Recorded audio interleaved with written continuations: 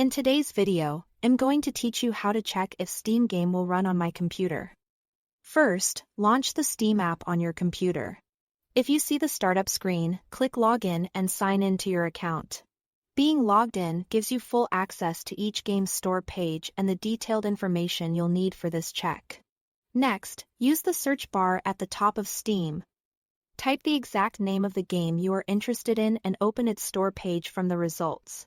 Once the page loads, scroll down until you find the System Requirements section.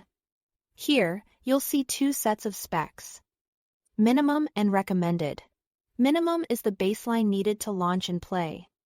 Often at lower settings and frame rates, Recommended represents the level of hardware that should deliver smoother performance and higher visual quality. Pay attention to the items listed: CPU, GPU, RAM, operating system, and the storage space required for installation. If you are on a laptop, note whether your machine uses integrated graphics or a dedicated graphics card, because that can make a big difference.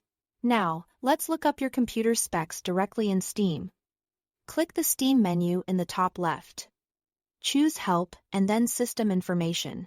A window will open listing your processor, graphics card, installed memory, operating system version, and how much storage space you have free. This is the information you'll match against the game's requirements. You might see long model names focus on the key parts, like the CPU series and the GPU model number, to compare accurately. If you prefer, you can also check from Windows by opening Task Manager and selecting the Performance tab.